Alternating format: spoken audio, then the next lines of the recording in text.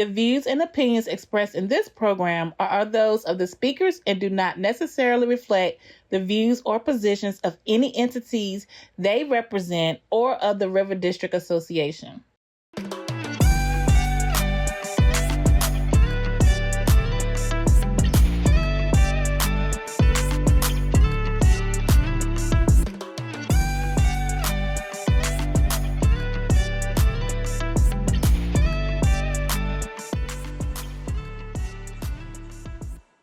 Hello, everyone. Welcome back to the True North Speaker Series. We got an exciting episode for you today. We're on Season 3, Episode 8, and we get the awesome opportunity to interview Selena Thornton. So thank you for saying yes. Oh, thank you for asking. It's an honor. Yeah, honor. We're the one that's honored. So are y'all ready? Sit back, relax, and enjoy this interview because it's going to be one that's definitely for the record books. So, you ready? I'm ready. Okay, question number 1. Okay. Who is Selena Thornton? Years ago, I would have defined it as I'm a mother, the typical mother, sister, daughter, all that. But now I define it as I'm God's hands and feet in the earth. Ooh. Yeah. That's my answer, because after all I've gone through, after all I've been through, all the businesses, all the community events, all the everything, family, friends, it's just boils down to being God's hands and feet in the earth. I love that. You starting off with nuggets from the get-go. God sending those children here for us to nurture, guide, all that with his help. So even being a mother is being God's hands and feet in the earth. Being a daughter, being, a sister, auntie, community leader, whatever, all that is doing what God has called you to do. That is deep. I know you talk about being a mother, you identify as a momature. Mm-hmm. So how has that motherhood helped shape your leadership and purpose? It's the whole purpose of why I do what I do. Because I need for my sons and anyone that call me mama, see me as a mother figure, to know that, you be that mom, but you still have to work. You have to do something. But it's you can define and set your own life. Yeah. And that's what entrepreneurship is to me, is defining what hours I want to work, buying my time back. Yeah. Being able to see how I want to spend my time, how I want to spend my hours in my day. Being able to go to the basketball games and show up for the doctor's appointment without having to worry about if I'm going to get a point taken away or anything. Being able to sit with a family member while they're sick. So being that mompreneur is this is everything. And I like that. Even like in the job that I do here at River District Association, I can fit my schedule around my life. And I remember working in the factory, working in manufacturing, like you said, it'll be 18 feet of snow. And they was like, oh yeah, you get a point. Mm-hmm. The only time you didn't get a point, it was death. Mm-hmm. You had death in your family. And then you only get a mama, a daddy, a sister, brother, a sibling like that. And that is one of the pleasures of being an entrepreneur, is I get to set my own schedule. I get to set my own hours, So I agree with you totally. But you also build your own dream. You're not building somebody else's dream. When you're working for somebody else, you're helping them build their dream.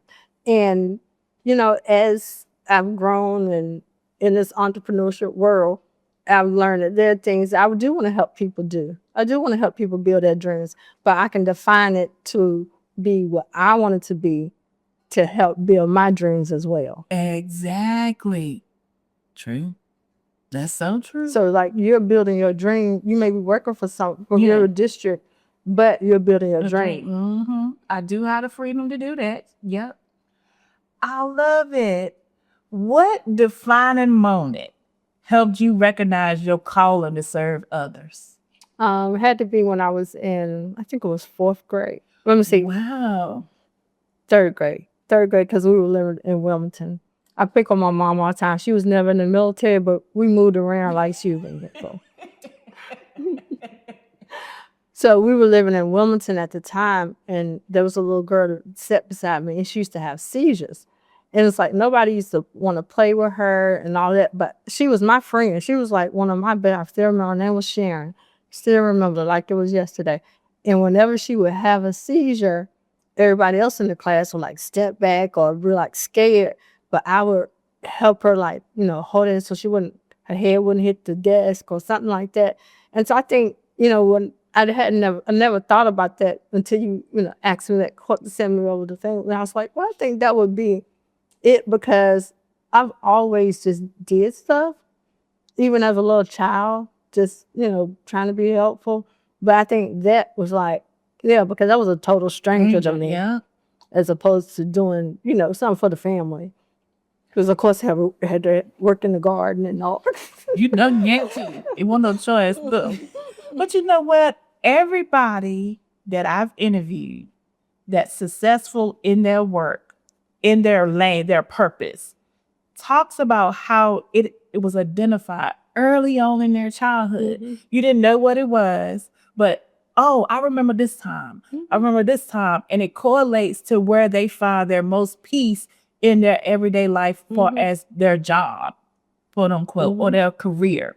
Yeah, everything about my entire life stems from my childhood.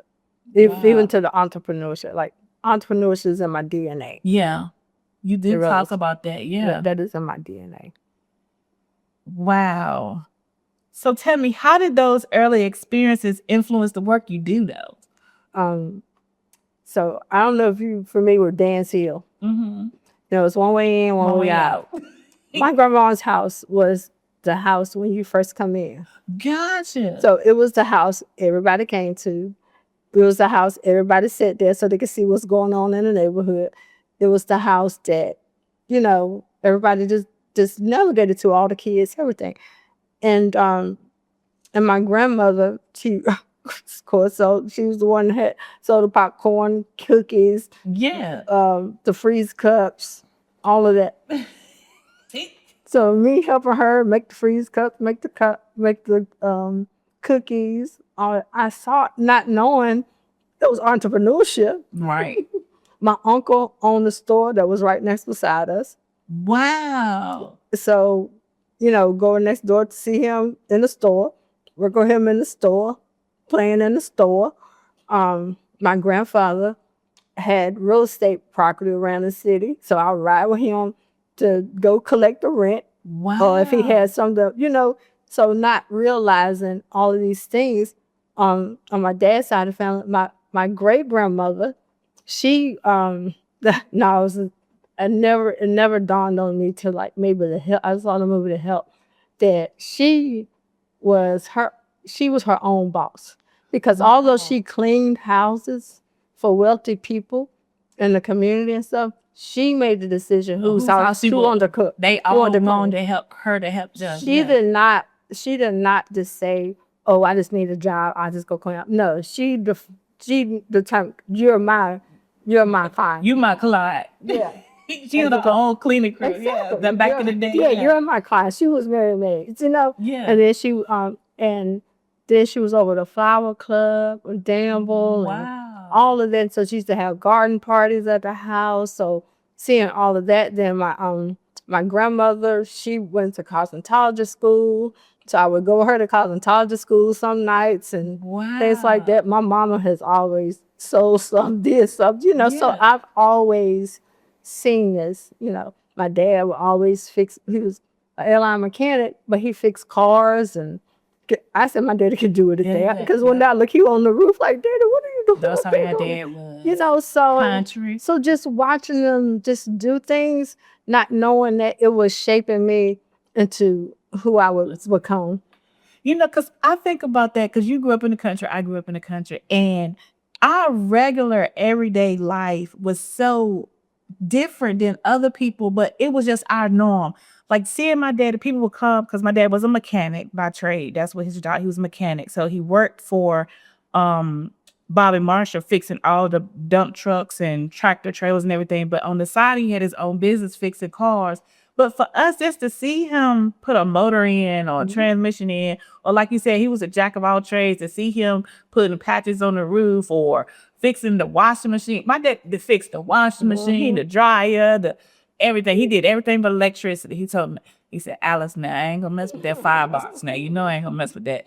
But everything, to pull the well up, I mean, everything. Yeah. But You'll figure it out before you call somebody to pay them. You go figure it out how to do it. and my husband's the same way, but that is entrepreneurship. It's entrepreneurship.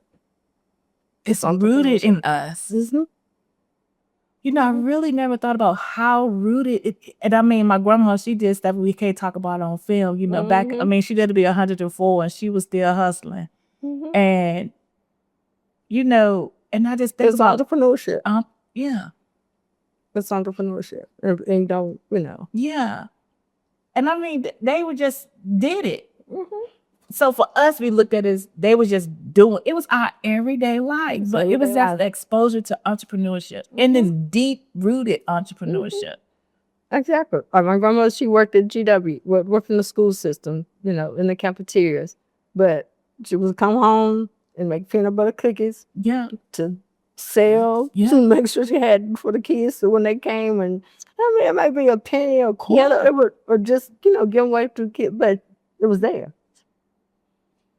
And it's something, so we even talk about how now it's defined as entrepreneurship, own business or whatever. But then it was all about teaching us to survive. It was survival. Because definitely survival. We was talking, I don't know who I was talking about with. It was like, we're going to figure it out. We're going to figure out. Our generation was taught that it's just a happenstance in life. Figure it out. Figure it out. That's what you have to do. If you don't, I mean, think about it. When we had the jeans with the holes and stuff in them, that's Stylist now. Yep. We would figure out a way to get a patch and put them on and patch them up, or when we couldn't afford to go to New York and get the designer or whatever, we find some major markers and draw on our own clothes. Cut it up, and it became a style. But you know what?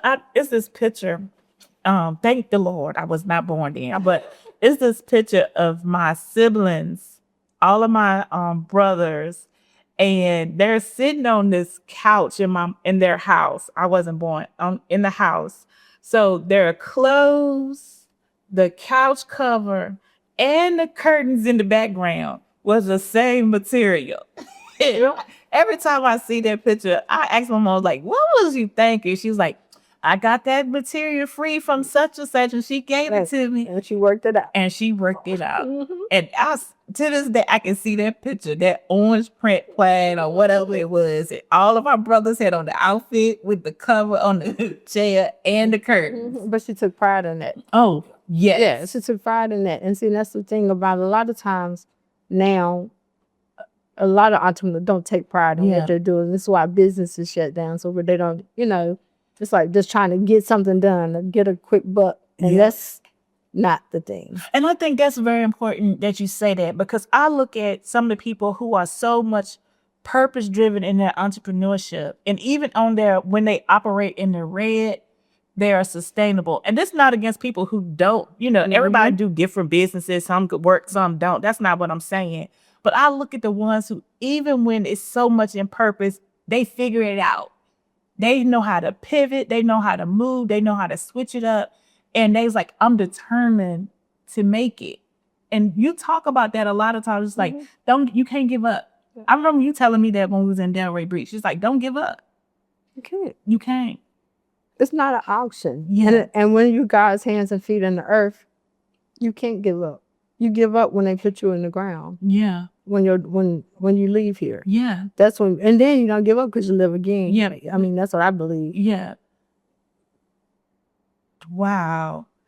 So tell me, talking about that, what keeps you motivated during seasons of uncertainty or transition? My children. My sons.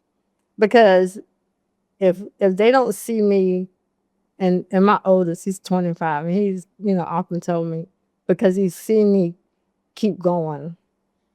they can keep going. I mean, and that's just it, because I have to, do I get down? Yes.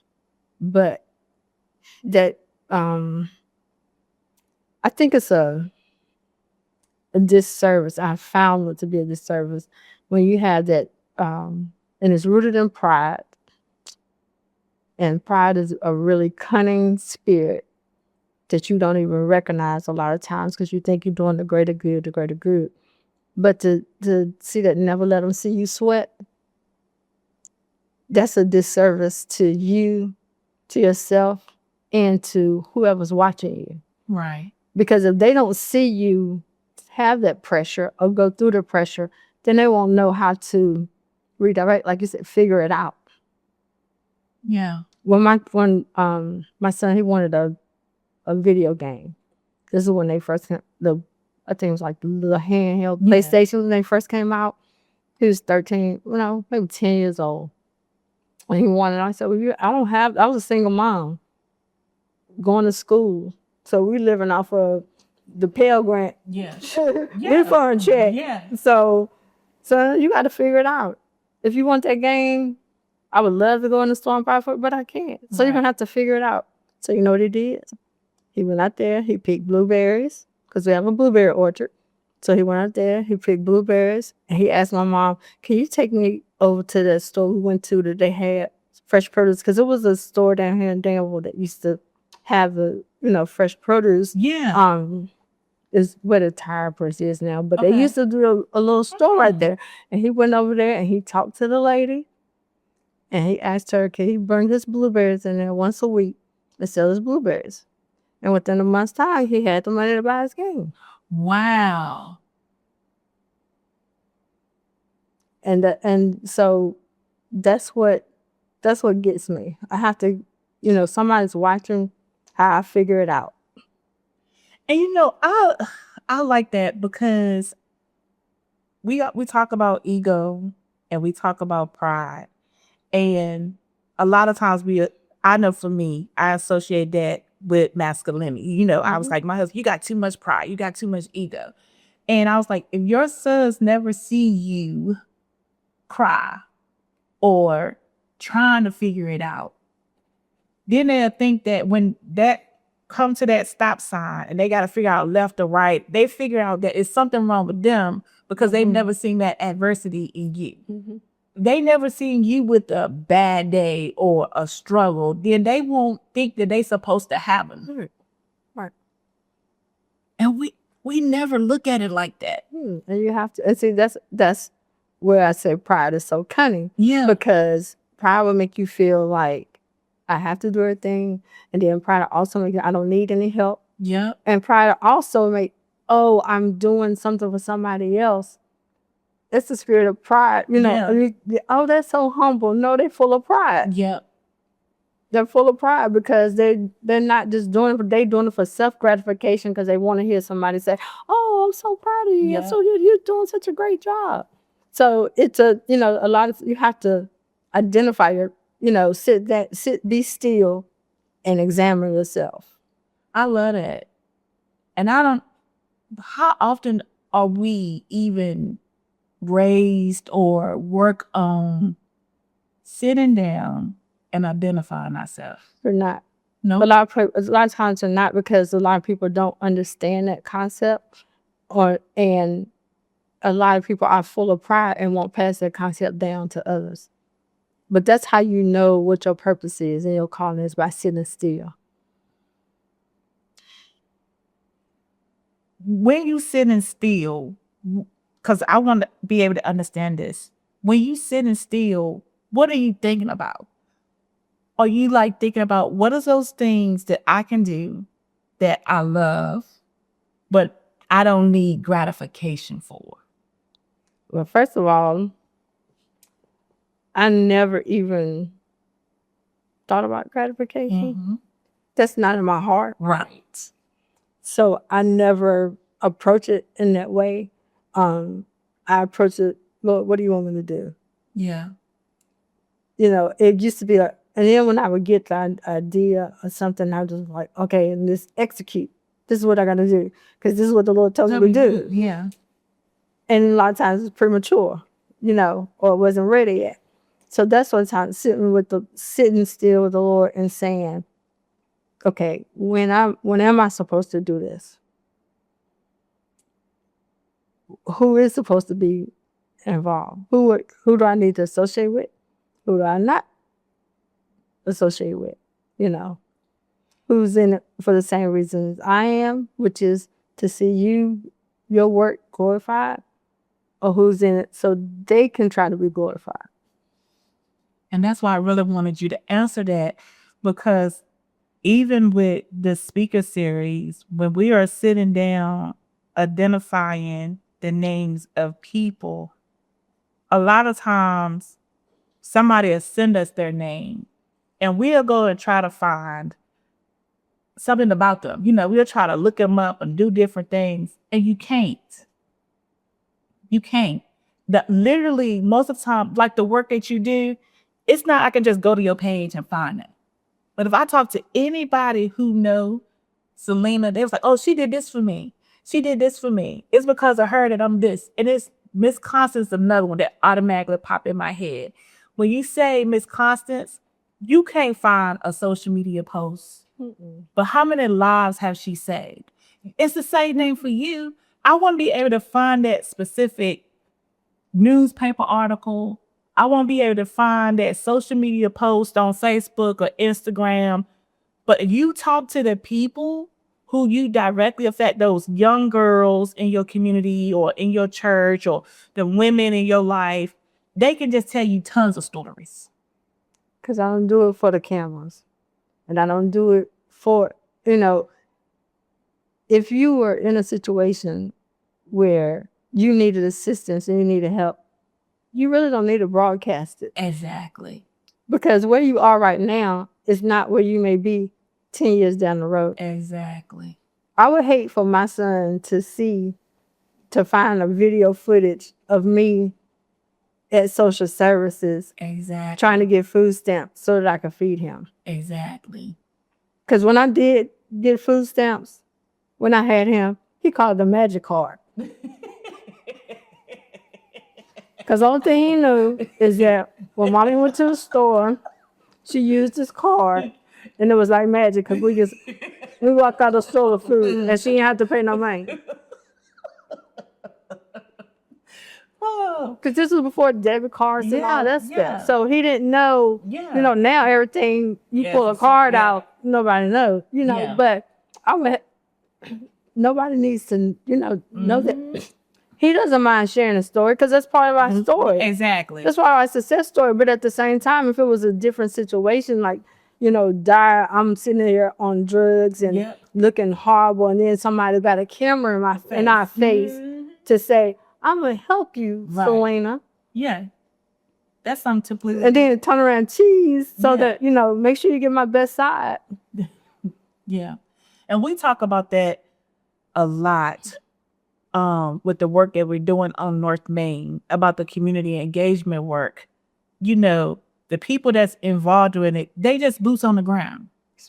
We all just got locked in and focused and want the redevelopment of North Main because it's so important for us, the history and the future of it. It's so important. And I have to come by and it's like, we got to say thank you to you. We want to acknowledge you, but it's us saying we want to acknowledge them, not them saying, I did this work and I want gratification behind. That's two different things. And that's why I want people to really understand about this speaker series. It's not so much about, oh, we need this information so we can highlight a certain person. No, it's all about the work that you have done. And it's just sometimes people just want to say thank you, because you guys do so much and nobody even know about it. Well, I appreciate that. Nobody even know about it. And I mean, everyone, the ladies, just some of the stuff that they had either said or done for me. And it's just like, it's just a whimsical thing. He was like, oh, here you go. Or you a call and say, let me tell you something. And I think that's when you know it's truly purpose. But see, people that really love you and care for you and really want to see you succeed, they won't just celebrate you when you're doing good. They'll celebrate you and support you when times are bad, when Yeah. times are, and say, you know, Sean, we might need to dial that back a little bit. Yeah. But you know what? That didn't come across this like Mhm. it was support. Yeah. It came across as something else. And you have to be able to receive it. That spirit of pride won't let you receive it. Mm-hmm. That spirit of pride. I've been doing this show all this time. I don't need nobody to tell me the whatever. You right. This is good. I don't even know where I missed. This is good. Okay, so you have launched multiple organizations. What lessons did you learn from your early business opportunities? My early business, I was selling buttons when I was 8 years old. So I know how early do we want to go, but I would say the biggest lesson, like I said now, like looking back, is not letting something fully mature or develop before I launch it or before I talk about it or share it. Yeah. And I was so trusting of so many different people. And that's why I say I had to learn how to sit still and say, when do I need to learn how to be quiet with this? Yeah. And when do I need to learn how to share? And when do I need to know who's the part? Because I had so many things stolen from me. Wow. Ideas. I mean, stuff we can't talk about on camera. Yeah. Yeah. To protect the guilty. Yeah. I mean, really. Yeah. But you know how much we have heard that in history, how patents were taken from people and trademarks. You need to trademark. But one thing that helped me, because I had one of the biggest heartbreaks, like during the time my grandma passed away, and I was ready to launch this idea and saw it. I mean, it hurt me to my core. Not that it was being done because I'm on the service. I don't care who does it. I just want, see us get it done. But to be left completely out and see your works go somewhere else, it really did something to me. I mean, it really did. It hurt my heart so much. But one thing the Lord helped me with that, He said, Selena, you're a launching pad for ideas. Ooh. It's just, so don't look at it as if someone took your idea. You nurtured that in them because they otherwise never would have done anything. A launching pad. How do you get paid? You don't look for pay. See, that's the thing about it. I know, but see now at the point, with my tip, you're gonna cut my check with a contract. Yeah, right. So now in that I learned when we sit down, are you talking to Selena as your friend, Gotcha. or are you talking to Selena as a consultant? Exactly. Because Selena as the consultant, our conversations are not a cup of tea. Our conversation is not a cup of tea and a Biscuitville biscuit. It's not that. Right.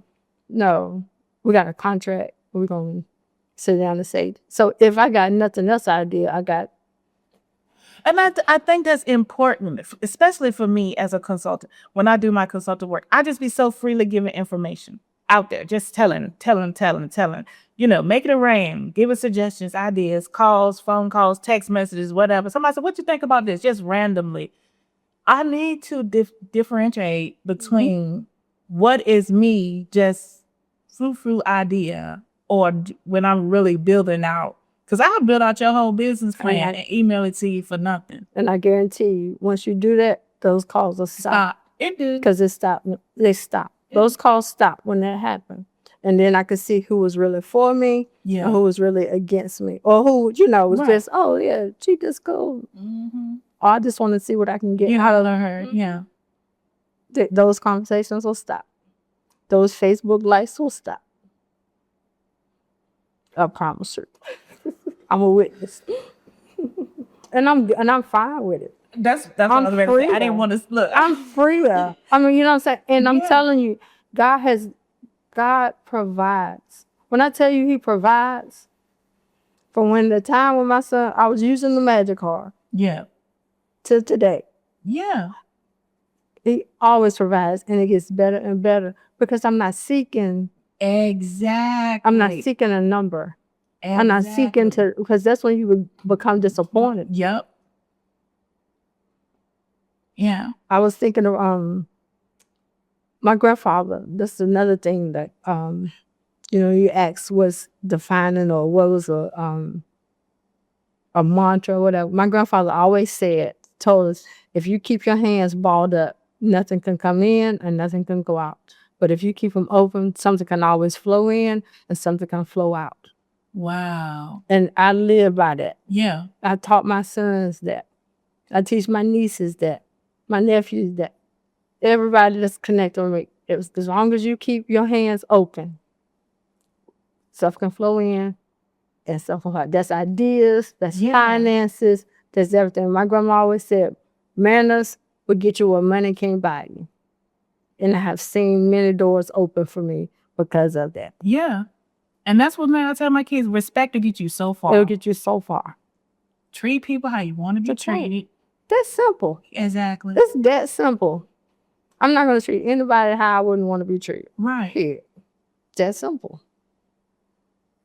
That's what gets me about customer service at a restaurant. Yeah. You don't want bad customer service, so why would you give somebody else bad customer service? Yeah. You don't want to eat a cheeseburger with a little piece of cheese when you pay for a whole piece of cheese. Right. So why would you give somebody a little small piece of cheese? And then you get mad because they say, you gave me a little small piece of cheese. Yeah. Just do what's right by people. It's that simple. It's really not hard at all. And it goes back to the premise of entrepreneurship. Mm-hmm. Those are the most successful businesses, mm-hmm. the people who have that concept. That's right. Just treat people how you want to treat, and it continues to flow. That's why you have people that's been in business for hundreds of years. Right. What advice would you give someone who is afraid to step into their purpose because of the fear of failure? I didn't step into purpose because of fear of success. Wow. I was more worried about what's going to happen if I say I'm selling this T-shirt and I get an order for 100 T-shirts in one day. Yeah. And the only thing I have is a picture of the T-shirt. Right. So yeah, that fear was more holding me back than the fear of success. Because I never think about it as success for me anymore. It's not success for me, it's success for the community. Right. It's success for my grandchildren. Right. I don't even have grandchildren yet. Right. But it's success for them. It's what is this gonna look like down the road? Like not right now. So that's the fear isn't even there.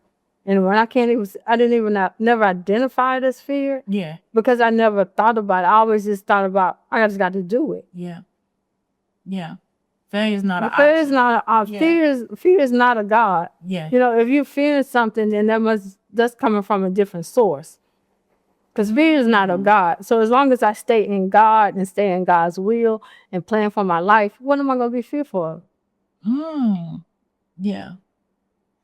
Because I'm doing what He said to do. Nothing less, nothing more.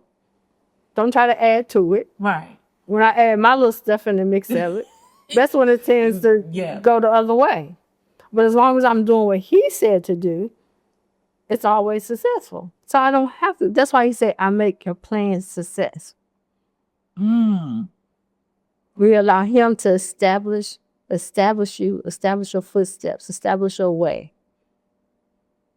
He gives you the wisdom to prosper. He gives you the witty ideas, creative inventions to do what you have to do. And then He'll teach you how to market. That's what the Proverbs 31 woman is. That's all. She's a mompreneur. Yeah. The definition of a mompreneur. I like it.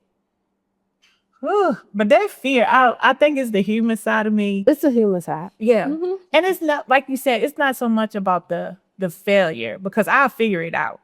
It's not about the failure.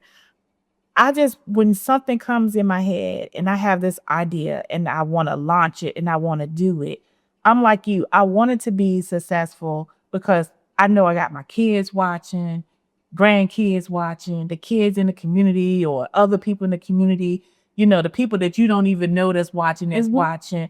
So I want it to look like something and have a meaning of success so other people will be more anxious or excited to do something. And the moments of things flop, I can come back and say, oh, it flopped, but I learned this. I learned that. So it wasn't so much about the launch of the business, it was about the lesson in the flop. Okay, well, what did you say? I want. Gotcha. Because saying is I wanted this. I wanted people to see. Yeah. I wanted people to know. I wanted it to be this. Yeah. When we flip that and say, God, what do you want? Gotcha. God, what do you want out of this idea? What's supposed to happen with this one thing? Yeah. What's supposed to happen with this one? And if I change one person's life, it was a success. Was it a failure or was it a success? Right. I like it. Because you changed that one person's life and it's a trickle effect. That one person whose life you changed could go on to change millions. So who impacted that? Right. God impacted you to be used for that moment. So you might not see something right now, but you'll see it down the road. And so it comes back to don't even get caught up in the success or failure. Just live in the work. Just live in the work. Just do the work. Just do it. Yeah. I get it. Yeah. So don't even have that conversation with what is this supposed to turn into? How do I supposed to just do it?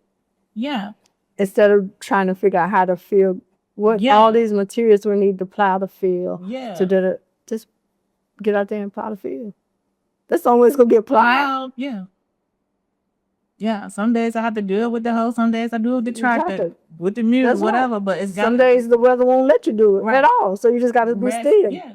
And don't do nothing. You gotta be all right with that. Yeah. To not do nothing. Not doing nothing is doing something.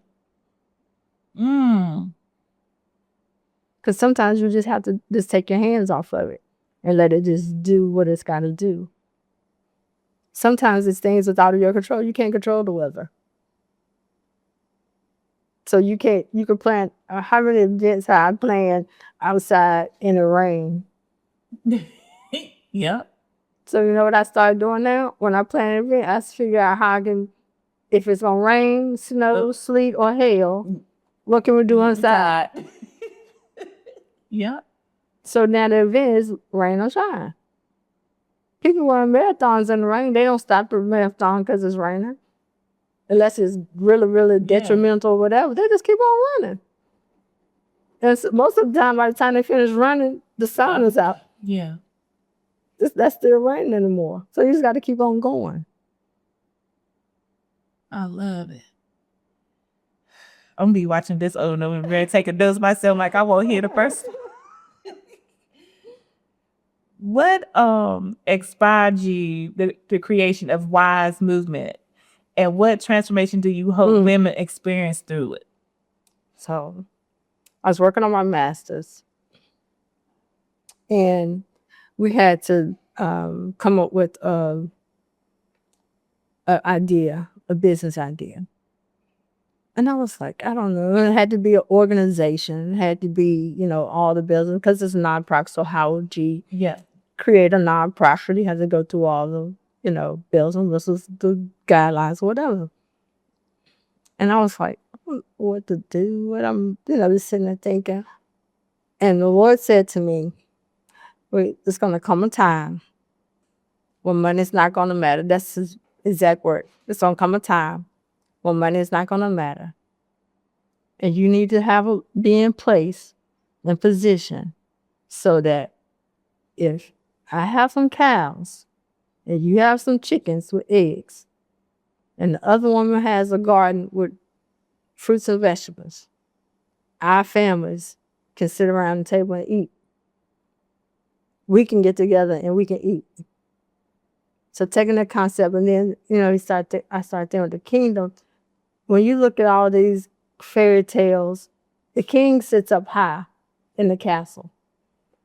The rest of the villagers have their little thing, little stores set up down in the village.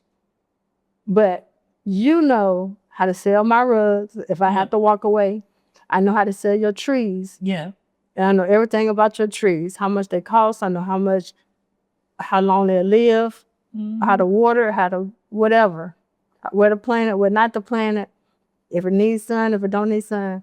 You know what my rugs are made of, how long it took me to make them, Right. what everything I need. So that if you have to step away from your station, I have to step away from my little station.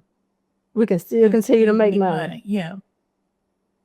So W.I.S.E Movement is a system set up where women that are entrepreneurs, maybe not even entrepreneurs, aspiring entrepreneurs, farm, whatever, can come together and say, I have this service to offer, but I hate to type. This person loves to type. This person loves to make dresses. I need a dress, but I don't want to type this paper. I don't want to have to do this paperwork. Right. I'll do your dress if you do this paperwork. The original barter system. That's what I was going to say. It's almost like barter. Yep. The original barter system that's set in place, and it's fair, and it's, you work out whatever it is that you need to work out. But that is why, and it says, it's built off of Proverbs 14:1. The wise woman builds up her house, a foolish woman puts it down with her own hands. So we need to be wise women and make sure our houses are taken care of. In your house, you may just be you. You may not have a husband. You may not have kids. But your house needs to be in order so that you can live. And your family, you may not have a lot of family, but you may have just one other person. You may have, friends that you consider family. Yeah. So how are you going to, if something happens? Right. I mean, we look at what's going on around the world now, where whole cities are being shut down in time. So what's going to happen if they don't have a system in place? Yep. And I think that's so important, especially when we start talking about entrepreneurship, because I look at it for us with my family when our kids were little. Some days this person pick them up from practice because I had to work, or either I pick them up from practice, or their dad will pick them up, my husband pick them up. We had a whole system. We've been bartering for years when you had a village. Mm-hmm. That's why I say it takes a village to raise a child. So we need to get back to that village. And so that's what W.I.S.E Movement is. It's a village. And nobody can take it now. Yeah. Because if they do, I've seen others, things pop off or spin off from, but it's not even, you can't even do it because it's an individual thing. I just connect the dots. Yeah. What do you think is the biggest challenge women face when striving for independence and self-sufficiency? That independence. Because you can't be independent. You always need somebody's help. Nobody is independent. Independent is, yes, it's a spirit of pride. Because you don't need nobody to help you do nothing. I don't need nobody to help me do nothing.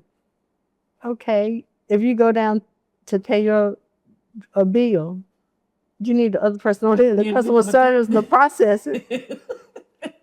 Yeah. So that independence, that's a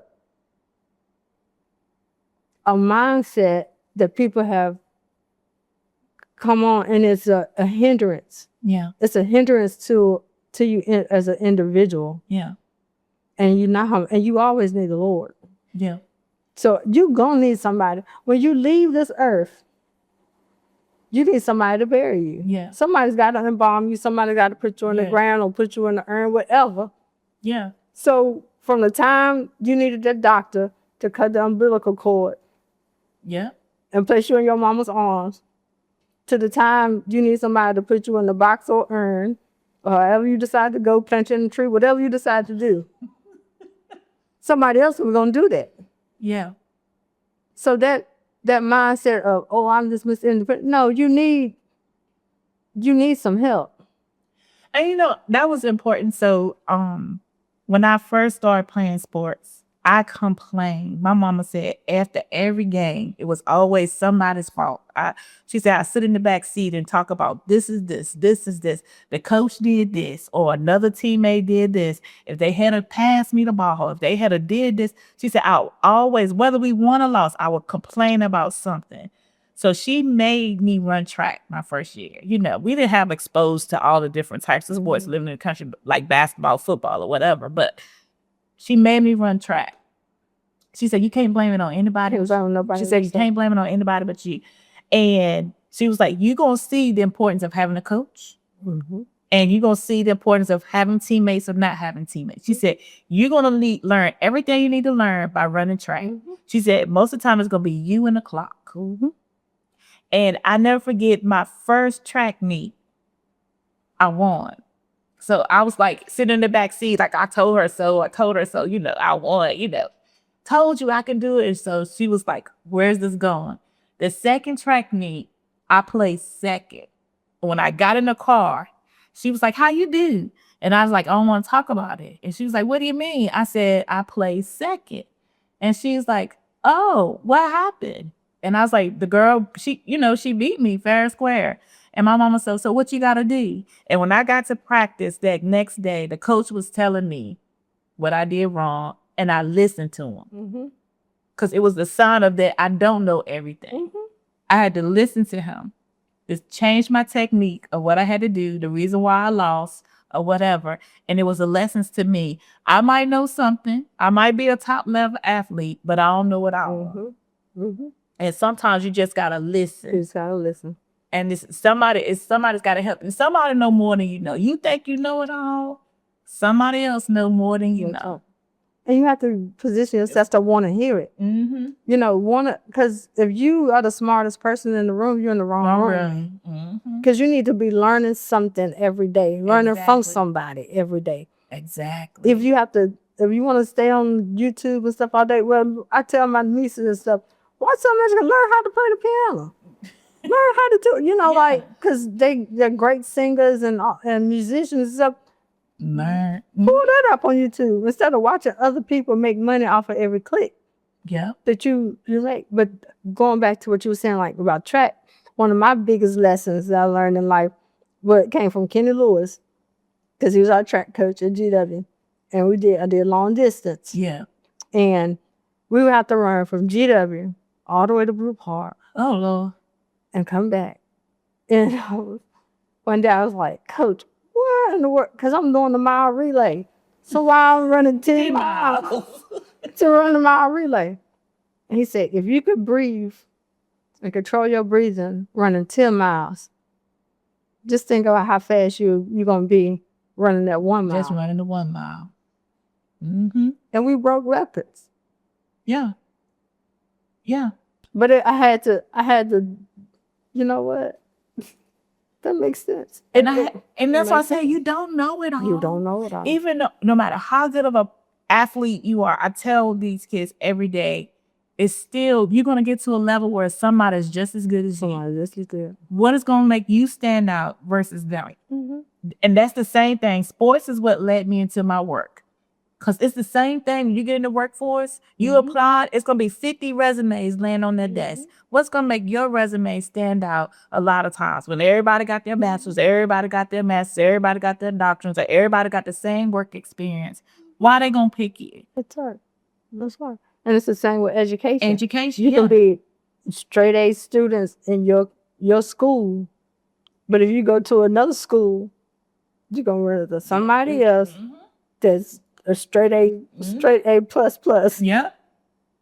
And I think that's what we have to, these young people have to really sometimes understand, to humble themselves sometimes, to listen. To learn. And I think that's a struggle for them. And be held accountable. Right. You know, I had to eat that loss. That was one that I'll never forget, her crossing that finish line before me. And she was not better than me. She had the technique. Yeah. And she might just push a little harder. And she pushed a little harder. But you best believe that next track me. That's right. Walk the dog. Sometimes we have to just humble ourselves. And my mama could have told me all of that. You know, Sean, you just need to listen sometimes. You know, take some ownership. But I had to learn it that way. She knew that I had to learn it that way. She was adamant about me running track. It made me a better person who I am today. Because it humbles me. Yeah. It humbles me a lot of times. Because I know that I need other people to teach me stuff. That's right. I'm not always the smartest person in the room. And even when I'm smart in one lane, somebody else is just as smart in another lane. That's right. And it takes us together to solve these life world issues. And I mean, I learned that through track, but I mean, it's a time where people need to realize that. That's right. That's right. And that is, I feel like, the most important thing when it comes to diversity. Everybody shows up different, and they brings that to the table, and that's just as important. Because everybody's perspective is different. How you view something, like something could be like just it's a no-brainer to me, but you can't figure this out. Like, why in the world do you have to have this? Right. But it's because of experience. Exactly. Like I experience. You know, like I associated with a ministry called Shake Your City Ministries. And one of the things that they do is they do a lot of outreach work in Raleigh with feeding the homeless and all. And I was like, when I first started, I was like, you know, do you want me to sing you? And it's just like, no, she said, because they don't have the capacity to carry that. Like, you load them up with, you can't load someone that's homeless up with all these things because they don't even have no place to put the stuff that they got right then and there, right there. So you buying them whatever. So why don't you take a minute and talk to them and say, what do you need? But somebody, it just may be, I just need a pair of socks. All I want is a pair of socks. But like the other person, I just want a pair of water. I just want some water. And he just giving them all this stuff. You loading them up because you done fix this care package with all this stuff that you know that they need in this care package, and they ain't got nowhere to take it to. They don't got nowhere to take it. They can't. This is just more stuff for them to carry. So you just gave them another burden when your outreach was supposed to be to lift their burden, help their burden. And so she told me about, I was like, okay, well, you know what? I said, I'm just going to send you the money. You do what you need to do. Yeah. You know, because that's easier for me and her. Because not only that, she has to buy and transport the stuff. And you know what? I also learned that lesson doing the work through Salvation Army all those years. And they had the outdoor food pantry. And I was at Boys and Girls Club and we did a canned food drive. And we just took them all the canned food. And they said, it was like, oh, we can put these in the family boxes, but we can't put this in the outdoor food pantry because a lot of homeless people don't have can openers. Yeah, can openers. I don't know where to heat that can up. Yeah. The vegetables up. So what are they going to do with that? What they going to do with that? And we didn't think anything about that. And it's all because of you sitting in a different space. And so that's why it's important when you start in entrepreneurship to listen, to seek out someone that's doing what you're doing, or either something similar or either something totally opposite of what you're doing, and find out what was. I watch documentaries on like entrepreneurs. Like this, if anybody want to be an entrepreneur, watch Martha Stewart's documentary on Netflix. I'm telling you. And I'm not trying to, I don't know it's supposed to be promoting people, but I'm trying to tell you that documentary, I was like, you do, you know, her, I don't know what I'm saying, she talking about God and all this kind of stuff. I look at and approaching stuff was different, but it was all the things that she loved to do.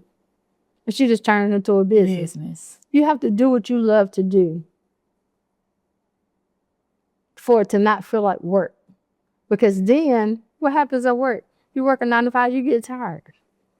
But when you're doing what you love to do, it's not work at all. So you're never tired. Yeah. That's why it's important to see what the Lord called you to do. What is your purpose here in the earth? Yeah.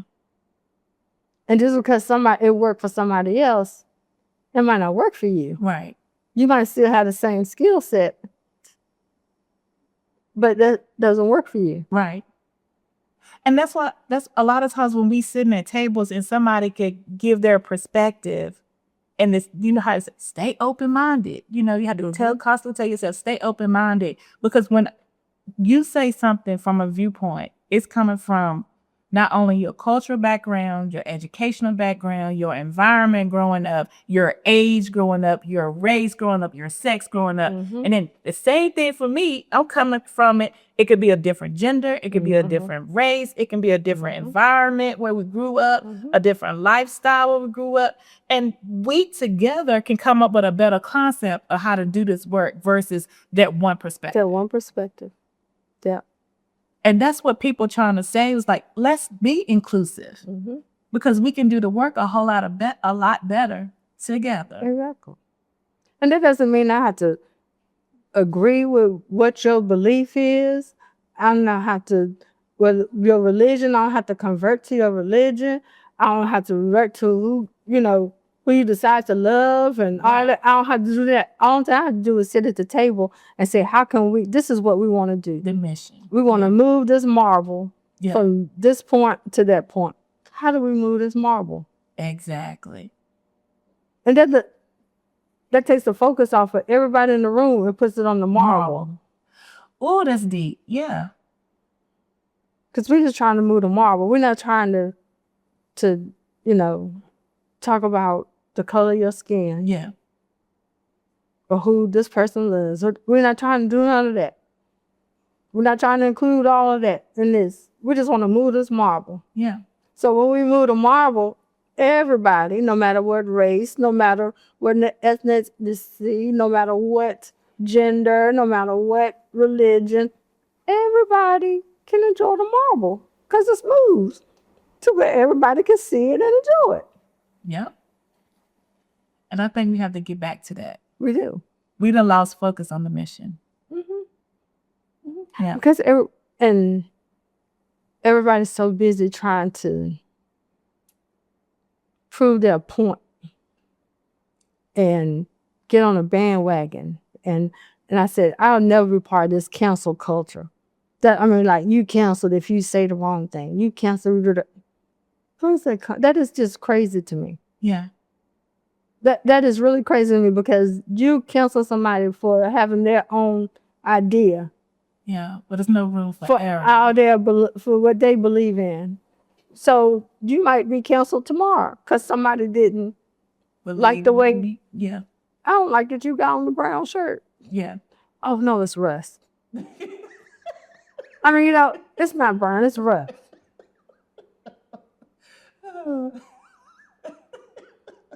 Then I get 1,000, you know, everybody flooding my timeline. So you caused the shirt brown and it's crimson and it's drink, you know, like, what?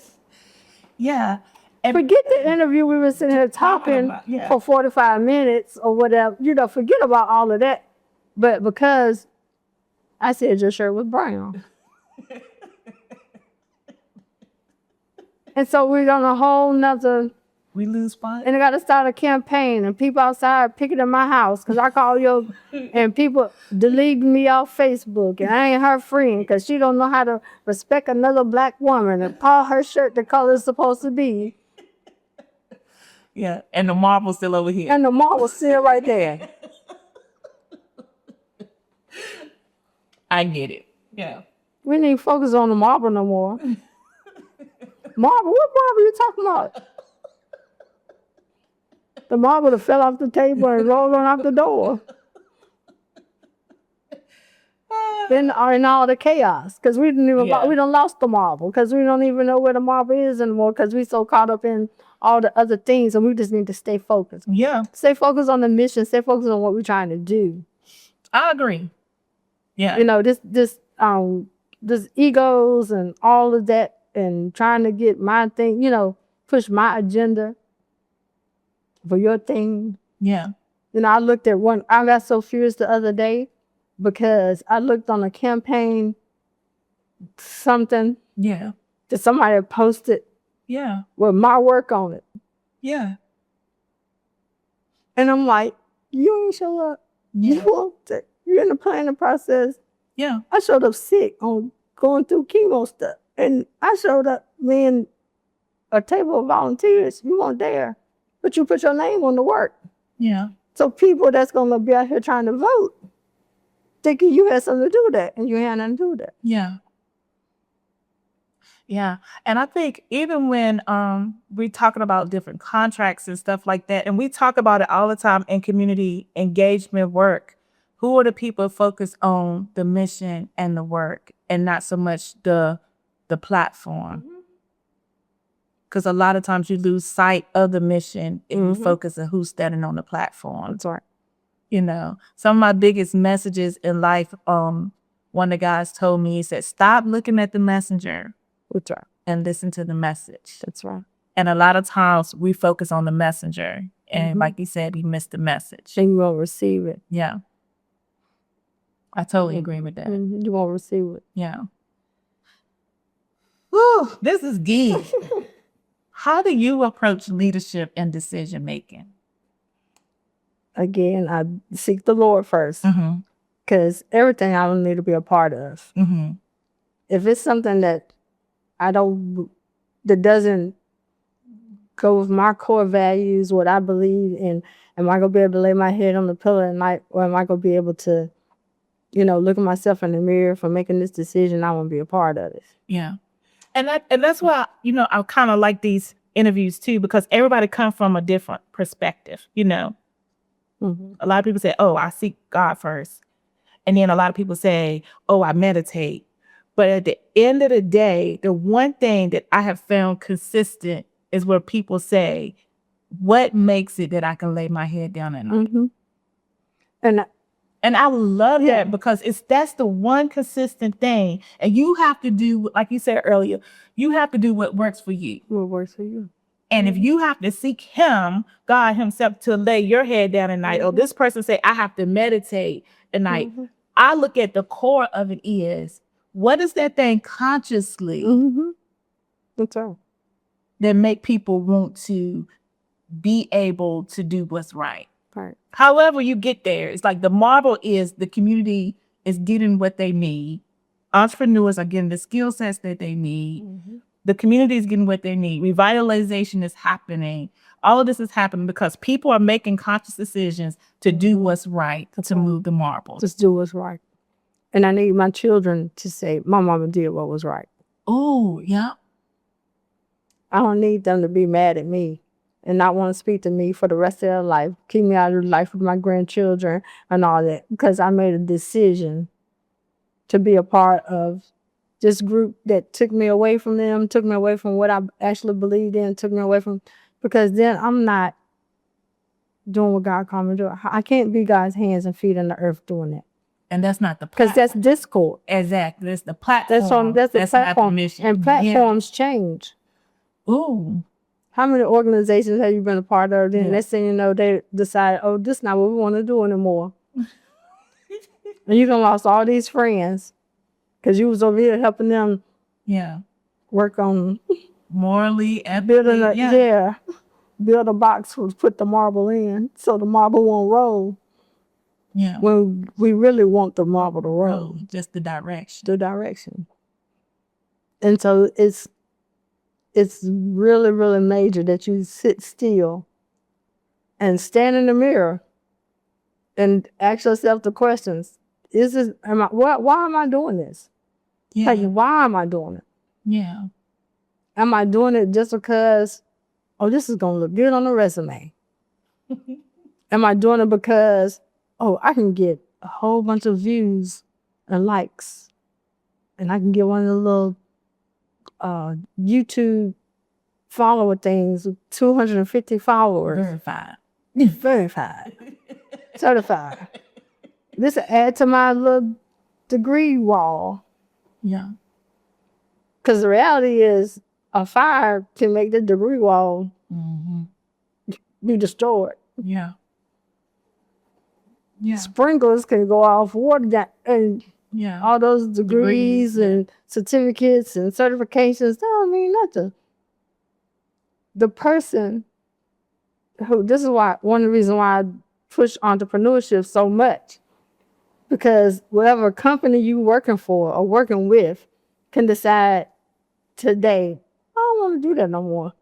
I just want to go home and go, ride my boat off into the sunset.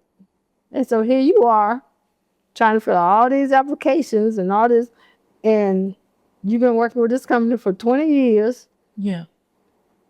And now there's no office anymore. Right. So people that can't even call and verify that you even work there because the man out there on the boat. But that's true. That happened. The man On the mill, yeah. The man out there on the boat, so they can't even verify what you've done for the last 20 years. Yeah. But had you something where you was, like I said, my grandmother making some cookies, some popcorn, popping some popcorn. I can go to the nearest little fair or whatever, post up my popcorn and my cookies and my freeze cups and sell them. And the man can go. Then the man can go on in his little boat, and I at least have money to go buy groceries without using the magic card. Oh, don't go get the magic card. Yeah. I mean, that's just the reality of it. Like, you need to have something to do. If you clean houses, be the best house cleaner you can. Just go wash out trash cans. Do whatever. Yeah. But do something and attach a dollar amount to it so that you'll be able to have some money. Yeah. And not everybody else's money. Depend on everybody else's money. Yeah. So everybody else got to work twice as hard to support you. Right. I mean, I remember when my mother was going through her cancer treatments, I had people, family members, you need to find a job. You need to do this. You need a job. I had a job. I don't have, like you said, a lot of stuff that you can't find it. Because I don't need to, I know how to market. Yeah. I was selling coffee, T-shirts, keychains, painting jars, putting tissues in them. I had money coming in so that I would be available to take my mama to her treatments in Winston-Salem. While I'm sitting in the waiting room, I'm selling coffee, I'm booking trips, and doing whatever I need to do. And I got a back office somewhere. I always keep me a back office somewhere in the network marketing company. I always have had a back office. I mean, even when I did Mary Kay, I mean, I done sold it. I tell everybody, I said, anything except my body, my children, and my soul. Those three are off limits. But everything else. You the tribe. Yeah. I mean, people sell dirt. What is? Yeah. Pot and soul? Pot and soul. You got to bag it up and put a nice little packaging right. It's something. You always have something that somebody needs. I never thought about that. People do sell dirt.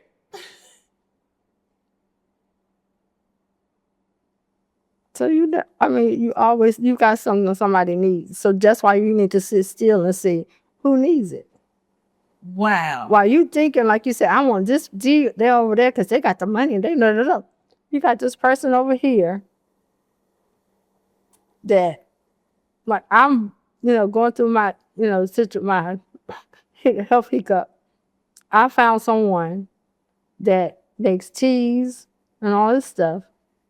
And because I've been purchasing my teas and tinctures and all that from that, as opposed to going to spend the hundreds of dollars at the store, the pharmacy or whatever, I realized that my, the fluid has come out from around my heart.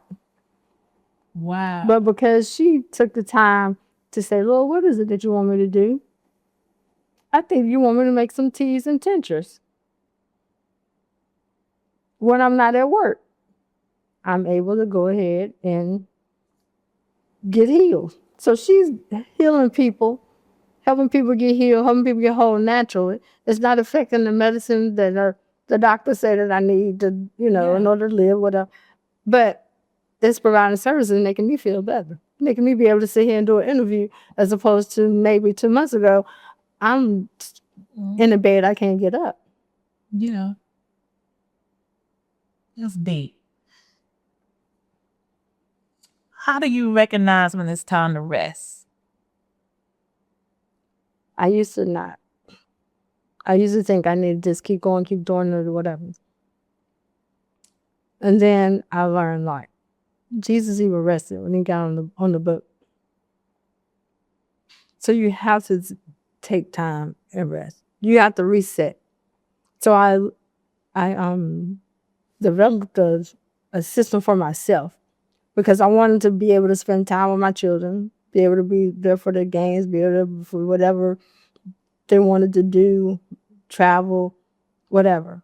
So I had to map out, like, okay, these are times and days that I work or hours that I work, set my own schedule, because I remember being when I did hair. So I did hair for 9 years. And that's what made me stop.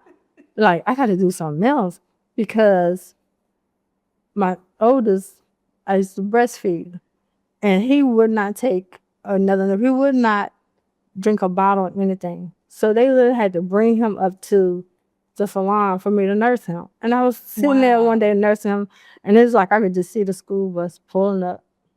And I was like, I can't do this in the beauty shop.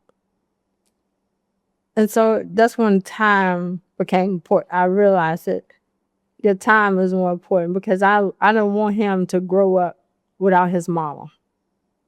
I don't want other people to have to raise him because I was working just to be able to put a roof over his head, the roof that we were never in because I'm at work and he had grandma's or whatever, clothes on his back. We never have to go anywhere other than school and work.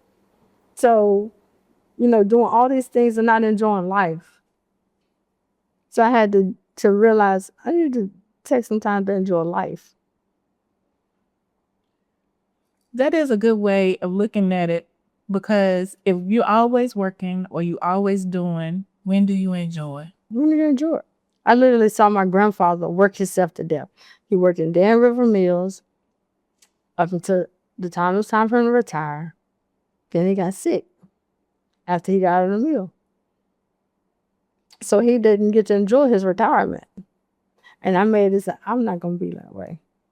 That was one of the things that really pushed me into looking more at entrepreneurship as a job. I've always had a job or a W-9 I could file some taxes on. I've always had something. But I always wanted to make sure that, first of all, that gave me the freedom to be able to do what I needed to do, to build my own something. Yeah. My own path, my own enterprise. I agree. Wow. So I don't have to wait to retire to enjoy, and then retirement, do you really retire? I mean, that's what I'm saying. Like, and I'm not trying to talk about anybody in ministry retiring. Right. But if you're called to be a minister, called to ministry, how do you retire? You don't retire till you die. Right. Yeah. I mean, I'm just, because you always are doing it. You're supposed to do ministry at all times. At all times. If that's what you're called to do. Yeah. If you're really doing what you're called to do, you do it all the time. Yeah. Even without knowing that you're doing it. You do it all the time. Yeah. Because it's natural. It's in you. Right. So you don't have to retire from it. So you create a life, but you don't have to retire from it. So you just do it all the time. You're just doing it. What advice would you give leaders and caregivers who pour into others but struggle to pour into themselves? Stop. Stop. Because you have to, first of all, you have to be able, you can't pour from an empty cup. And you're supposed to be able to live out of overflow. So you can't continue to just keep pouring and pouring and pouring and pouring and pouring and you don't have nothing coming in. Like I said, like my grandfather said, you have to stay open so something can always come. That's leadership skills can always come in and they can always go out. So keep it open so that, okay, I've got someone telling me something and things change. As things change, you need to change. What worked 50 years ago doesn't work now. I can't sell those little cups like my grandma used to sell. Right. Because now they got these icing machines, the Ninja icing machines that make these big, nice little slushy. Don't nobody want my little Kool-Aid, my little frozen Kool-Aid in the cup. My nieces always want to lift. Can we go to Sweet Frog? They don't want the little, I can go home and make you some Sweet Frog. That don't work anymore. Exactly. So now you have to know what works. And you have to keep on knowing what works. And you have to take your ego out of it. You have to put your pride to the side because you hinder the work and you hinder the blessings that if you called to be a blessing, that's what we should all be a blessing to somebody else. So when you stop because I don't want to help this person or I don't want to do this, and you have that mindset that somebody always out to get you. Yeah. Or somebody always against you, like we were talking about the track meet or whatever. It's always somebody else's fault, or somebody always doing something to you. You can't grow and progress. Or if you're in a leadership position and you say, "Oh, I don't have to," you can control whether this person have a seat at the table or not, and you don't allow it to happen. Because I sit at a lot of tables where I can make a lot of decisions about. Right. And the way people have treated me, right, define those decisions. And I said, right. And it has nothing to do with because I'm in that seat and position to say, oh, now I can get you back. No, I don't want to. No, it's because I know the actions and how you do and how you operate. And I know it's not going to be conducive to what we're trying to get done. It's not going to help move that marble. Yeah. Because your motives are wrong. Right. Because you don't have the skill set. Right. Because you have a bad attitude. Because you're more about self. You're more about, I want to be independent. You're more about trying to get your business launched. You're in the what's in it for me instead of what's in it for all of us. And we have to stop looking at that approach because that's not leadership. And leadership, you have to be able to delegate responsibilities. So you have to be able to nurture what somebody else have, like, I don't want to type. This person love to type. Oh, well, that's what you do. They want to take up. You're not taking over. Go ahead and do that. Because it takes some of the pressure off of me. So knowing what other people's skill sets are and letting them flow in their lane. That's how highways move. So as soon as one person get out of line, that's when the accident happened and traffic backed up for miles and miles. But if everybody stay in their lane, just flow at their speed, whatever, okay. And even if somebody want to speed on beside you, just get on in the other lane and let them speed on ahead. That's not changing you because you're going to still get to where you're going to get to. Because that's crazy to me. It's Danville traffic when people flying to get to a stoplight. Because I don't care where you go in Danville. It's a stoplight. You doing 50 miles an hour in a 25. You're going to get to the stoplight. I mean, really, like that concept. That concept, but see, that shows people's mentality and how people think. So you have to watch how people operate. Right, yeah. How they communicate with others, how they, how they handle big things, how they handle disappointment. Are you going to blow up? Are you going to be the one because I call her shirt brown, get out on social media and talk about me like a dog? Yeah. And I see that I was just helping. Yeah. And I'll give you a compliment because I like your brown shirt. Yeah. And I think that's important when we do talk about leadership. I'm just creating an environment where people can be in their lane and flow at the speed limit. At the speed limit. And get the marble move. Because if you can do that. I thought about that. It's like the flow of it is so much important too. Mm-hmm. The essence of the flow. Giving people the opportunity to be at the table is one thing, but do you give them an opportunity to thrive in their lane, Or do you say that's your job description? That's what you got to do, regardless of their skill sets, regardless of the speed of the project. But you just know we got to check this box. That's not true leadership. Giving people the opportunity to thrive in their lane and flow at the speed limit is just as important as establishing them a seat at the table. Right. Because I did hair for 9 years. You can't just say, oh, Selena does hair, let her just do hair. I can't anymore. My hands on lima drill. But I can connect you with, I can connect you with people that own $1 million hair industries. Yeah. Right. So don't look at just what I can do or what I did. Yeah. Because you don't know who I'm connected to. I like it. Okay, last question. Okay. What's your favorite scripture, mantra, or quote? It's Psalms 23. And that's just because that was, we had to learn, my grandfather, after every meal, the Lord is my shepherd, I shall not want, and His grace. That was like what just, it was embedded. And so I live it. I mean, I live it. I live all the things that my grandparents taught me, letting some flow in, some flow out, being, my grandmother taught me both of them, how to be silent sometimes. So being silent will speak louder than you screaming and yelling. So it's not just one thing. It's like a lot.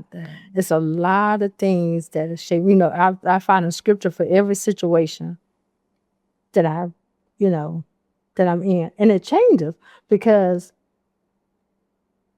Psalms 23, what it meant to me when I was in entrepreneurship, focusing on money, making money, means something totally different now that I'm seeing the Lord as a healer. Yeah. And walking through the valley of the shadow of death and not fearing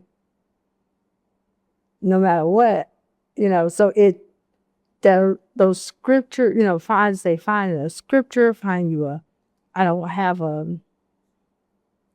just being God's hands and feet in the earth is the motto I would say now, as opposed to when I used to do the vision board fight where everybody say, oh, little vision board.